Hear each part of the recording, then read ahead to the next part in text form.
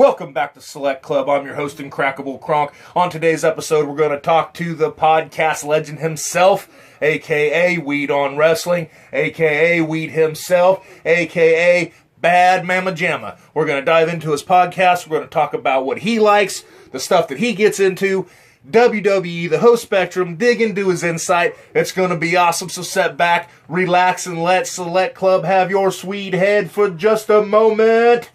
Segment, we're going to be talking with a good friend of mine. He's got a podcast, Weed on Wrestling. You can catch him through speakers, I believe it is. He'll give us that information here just shortly. But that's him, actually. He was wanting to do a dual YouTube video and be on his podcast. But I imagine we'll cross over and probably even do a few guest spots so we can kind of see each other in person. But let's give him a call. We're going to holler at him real quick. And so here we go.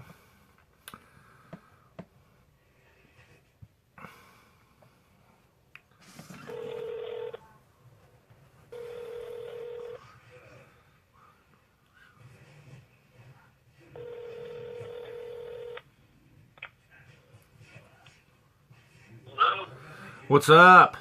How are you doing, buddy? I'm doing pretty good. Hey, I just want to thank you for doing this call-in for the channel. Hey, it's not a problem. And for all those listening, I am, of course, Weed, a.k.a. Alan, your host, to try to say so the most here on Weed on Wrestling, your almost daily podcast for everything WWE. Mondays, I talk Raw. Tuesdays, SmackDown Live. Wednesdays, I talk 205 Live. Thursday in NXT, and then on the weekends I like to do a little bit of random, and this includes today with a little bit of the random Incrackable Kronk. Name a little bit harder to pronounce. How are you doing, buddy? Where can we find you? You can find me at Select Club on YouTube or at Incrackable Kronk on Twitter. Facebook, I don't use it. Facebook, you don't use it? I don't use it, man. That now, man, I know the nature of your show. And you know you've known me for a while, and Facebook is a scary place. They can get you in a lot of trouble. That is true, man. Whenever you post things, you don't want everybody to see, but you want some people to see. That's why I like to keep my shit a little bit discreet. You can find me on Twitter. It was at Weed on Wrestling. Again, that's at Weed on Wrestling, all one word. Where can we find you on YouTube? You said about it earlier, YouTube and Twitter. What are your handles? You can find me at YouTube at Select Club. That's the name of the channel here. Yeah, that's my main. And you can find me at Twitter at Incrackable Kronk. Give me a follow. Hashtag Missouri Boy. Hashtag the Dump Trucker. Hashtag the Dump Trucker Lives. That's all me, baby. And I see you get into a lot of wrestling. What is your generation of the WWE, WWF, WCW, ECW, whatever you want? My preferred would probably have to be the late 90s WWF. That will also include the BS run of WCW. But as you know, and probably seen on Twitter, I had to maybe remind Captain Cannabis of Hulk Hogan's position in the pantheon of greats.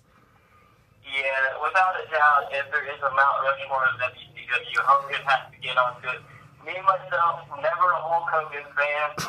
However, I can respect the game, but I have to fuck with you, so therefore I had to disagree with all your Hey, man, it's all good. Just remember, nothing will ever be as cool as an atomic leg drop, son. I will give him credit where credit is due. You have to.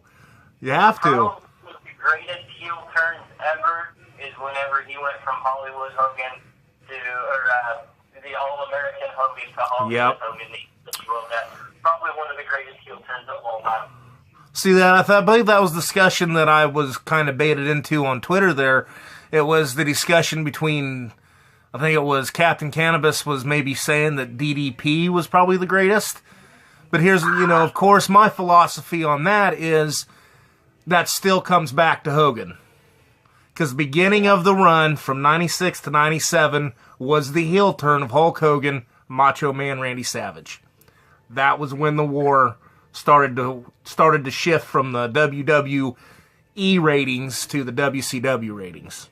So, I don't know. That's exactly what led into the Monday Night Wars, which is my personal favorite time to be a wrestling fan, because you had both aspects of greatness. You had the in-ring ability of the WCW and all of their guys, but me personally, I'm a storytelling person. You tell me a story on camera and incorporate that into a match, that's what I'm all about, and that was why I was a fan of WWF at the time, then transitioned into WWE. Yeah, they really took off there, but, you know, when the WCW started to win that ratings war, I'd have to say the storytelling was really on the WCW side of things. I mean, being, I don't know, what were we, 12? Yeah. Being that 12-year-old little kid and thinking, oh my God, Kevin Nash and Scott Hall, you know, of course, I was already a fan of those from the WWE at that time, you know, because I was in love with Big Daddy Cool and Razor Ramon, man. There wasn't two cooler cats. And then when they invaded WCW, oh my God, that was magic. Alright, buddy. Well, we can sit here and talk old school WWE for, well, basically till the cows go home. But do you want to do a little prediction? We have a pay-per-view tonight. It is the predictions for the, I don't even know what the hell it's called, Payback or something like that. Right on. I can give you the names. You just tell me who you got in the match. You can elaborate if you want to. Alrighty. Shoot, man. You know, I don't watch it much no more, so. I understand. You don't have to. Most of the names are pretty repetitive. If you watched it within the past year and a half, 2 years, you'll pretty much know who these guys are. Right. Let's do it. Let's do it. Versus Enzo and Cash. Well, see, I'm going to ask for a little bit of statistics. Who do you think is the cleaner wrestler? And I don't mean good. I mean clean, as in he does a good job in the ring. Personally, in this matchup, I like Gallows and Anderson simply for the fact that they are from the old school New Japan, hit them in the face, kick them while they're down style. Right. Enzo is more flavor of the month. They're all about catchy one-liners and making the fans laugh. Oh, no, I'll go with the technical. I'll go with the clean guys. Hardy Boys versus Cesaro and Sheamus in the Raw Tag Team Championship matchup. I'm sorry, man. I cannot get behind Sheamus. I got to go with the Hardy Boys, man. I don't blame you. I mean, you're talking. You just sat here and said we don't want to talk classic WWE. Well, bang, there it is. The Hardy Boys front and center. Yes. Anytime you talk classic WWE, you got to bring up the Hardy Boys. I agree with you 100%. You know, all right, let's go with Raw Women's Championship matchup: Bayley versus Alexa Bliss. I don't know. Who's hotter? Me personally, I like Alexa Bliss. She got this whole little Harley Quinn motif. Oh man, yeah, I should have known there was going to be a similar character. That's perfect for the WWE, a Harley Quinn. It is spot on, and that's why I got to take Alexa Bliss in this matchup. Well, I'm going to follow in on that one too. I'll go with your gut instinct and your wide, or I should say, actually extensive knowledge of the WWE, man, because I know you on your game. All right, Seth Rollins versus Samoa Joe. Ooh, Samoa Joe. That's who I went with. Oh, man, see? There it is. Roman Reigns versus Braun Strowman in the matchup that I think will be #1 contender. The winner of this will get Brock Lesnar at the next pay-per-view. Oh, man. Well, okay, let just be slight off topic. How's Lesnar doing? I don't know. He hasn't showed up in about a month and a half. Oh, so he thinks he's The Rock now, can just show up when he wants. Basically, yeah. Oh, I hate to see that. Rock is all of the best part-time champion. Well, no. Who do you think's now? Is there titles involved here with the Lesnar fight? There's no title involved in this matchup. I think the winner will get the Universal Champion down the line between Roman Reigns and Braun Strowman. I think this is just to set up a Brock Lesnar picture. Well, I'm going to go with Roman Reigns on this one.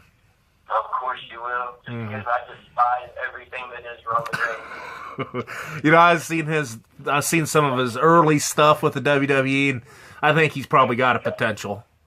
His Shield stuff was good, but I just think that Vince is trying to pushing way too much, way too in your face all the time. Right. The thing that isn't getting pushed in our face all the time is my personal favorite, the 205 Live guys, the cruiserweight.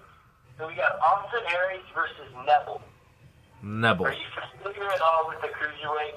No, I am not. I keep trying to turn people on to this. It's the fastest hour in television. If you have the WWE Network, it's on every Wednesday, basically, or you can watch it in repeat. I watch it on Wednesdays. It's on directly after SmackDown Live. So is it just dedicated to cruiserweights? Yeah, anybody under 205. No, it's not similar to the luchador stuff, is it? I mean, is that what we're talking about here? No, it's not as scripted, and you don't get a little behind the scenes. Like, everything is still WWE brand, and so they stick in kayfabe reality. But you see a lot more in-the-ring action. Like, you watch Raw, it's 3 hours of programming, you're lucky to get 5 matches over the entire 3 hours. Now, see, that's where, not to step on you, but that's kind of where wrestling started to lose me. Yeah. You know, I was okay with the in-between match banners, but, it just seemed like the show was slowing down for more opera, and I couldn't get behind it, I guess. 100% in agreement with you right there. And that's why I'm a fan of, like, NXT and 205 Live, and there's a new show, the UK Tournament, or UK Championship, something coming to the network. It's an hour of programming. Every week we get at least 4 matches in that hour. Right. And it's really good. And it's great storytelling, and it's proper development of the superstars of tomorrow. And that's why I'm a fan, because you get to see people grow, and you get to see people, expand their horizons and stuff. Right, and I agree with you. Austin Aries or Neville? That's all right. I'm gonna follow you in on all the matches. How were we as far as picking the same matches? What was our percentile of the same picks? So far, we've got 2 of them that are different, and we've got 2 more matches remaining. Oh man, that is uncanny. You guys, I think you'll know. All right. The House of First match between Randy Orton and Bray Wyatt. Oh man, I'm sorry. I hate to say this, but I gotta stay hometown proud. I'm damn proud of the Ortons, so I want to see the Missouri boy get it. I happen to agree with you in my mind, but my heart says because it's a House of Horrors match and it's no longer for the championship, they're going to give it to Bray Wyatt so he can look strong going forward. Ah, man. Has Randy become a jobber? Is that what's happened? He's become a jobber. He's still a WWE champion. But the biggest problem Randy hasn't properly developed his character in about 15 years. He's still the same guy with the same... Well, that's kind of the thing, Cowboy Bob didn't change his much either over the years. That is true. As being, I'm sorry, but I believe wrestling is kind of really owes its roots to the Kansas City crowd as far as the world should really know. But that's a deep vein that runs here in Missouri. It is. I happen to agree with you there. It's one of the things where it's Harley Race. Is that who we have to thank? I believe so. I mean, I can't think of anybody bigger from the Kansas City area than Harley Race. Yeah, he may be in St. Louis now, but for a while he was around here. Oh yeah, I know this could be contested, but my mom's family has had friends with the Races, and his mom was friends with Harley's older sister Linda. Okay. So, and that's just kind of some old background stuff, because they back in the day, wrestlers, they weren't from locations, so to speak. They were from what they call that regions. Yeah, the territory. So a lot of the Missouri wrestlers were slated to come out of Kansas City because that was the region spot. Yep. And that's kind of a little bit of, if you're a true wrestling fan, you really should know your connections of Missouri and professional wrestling, because it is a deep bloodline there. Very deep. All right, let's get to the last pick of the pay-per-view. Right on. That U.S. Championship, Chris Jericho versus Kevin Owens. Ooh, give it to Jericho. You got him. I don't believe he'll win it just because Jericho is in a position that I don't think it really matters anymore. I follow Jericho on Twitter. I do follow him on Facebook. I follow Fozzy. I think he is talented enough that he don't need to win. You know what I'm saying? Yeah. So, I still like Chris Jericho. I still love the Lion Tamer to this day. So. To get Chris Jericho is one of the GOATs. He's the greatest of all time. One of. I'm not saying he is the greatest of all time, but he is one of. I will agree with you. I agree with you. That is a good call. So that is the payback predictions and a little bit of crossover here, trying to get the audio fine in and everything. I apologize if it's really hot on my end. I'm looking at some levels. I don't know how we're looking on your end, but we're good on my end if you are. Yeah, we're great on my end. All right, so what do you say we wrap this up, buddy? Yeah, we are, but just before you go, I'm on your Twitter feed, man, and I'm going to ask you to explain yourself on some stuff. Are you ready? All right, I'm ready. All right, tweet number 1 day ago. Operation Get Blocked complete. Yes, or fuck yes, and fuck JBL. Hashtag fire JBL. Are you telling me the great weedman himself was able to get blocked by JBL? Yeah, I tweeted at JBL Beautiful. every single day, calling him a piece of shit cocksucker that he is. Right on. A week and a half, and there was no response, and so I got bored, and he posted a bunch of rugby pictures. So on every single rugby picture, I just posted a bunch of fucking, like, you bullying cocksucking motherfucker, and yeah, he blocked me within 24 hours of that. That is beautiful. Oh, that is beautiful. That's about it. I seen that tweet just a little ago, and I thought, man, that is a good one. Let's ask him kind of explain himself. So, I guess... I did manage myself to get blocked by JBL, so I think that's a sort of accomplishment. That is. I tell you, I had a 3-tweet conversation one time with the late, great Hot Rod himself about Justin. It was in regards to Justin Bieber. And he was talking about what the big deal was when he was 15. You know, he was doing some crazy stuff. I listened to a lot of his podcasts, and he had some good stories. But I said, Piper, I was like, the difference is that Bieber had a publicist telling him what to do, and you were doing it for real, man. And he gave me props for that. So, love the Piper, love the show. Man, you tell you what, your podcasts are great. Keep it up. So, anyway, this has been Select Club with my special guest, Weed on Wrestling. Give us another shout out where they can find you. Again, that's Twitter handle, Weed on Wrestling, all one word, Weed on Wrestling. You can find me at all the normal places, iTunes, SoundCloud, Spotify, and of course, Spreaker Radio is my home. That's Spreaker Radio, Weed on Wrestling. You guys take care. I've been Weed, a.k.a. Alan. Peace. Later. Well, that's this week's episode of Select Club. I'm your host, Incrackable Kronk. Great big thank you to Weed on Wrestling for the call-in interview. We hope to hear more from you, and hopefully maybe we'll get a chance where I'll get to be on the Weed on Wrestling podcast.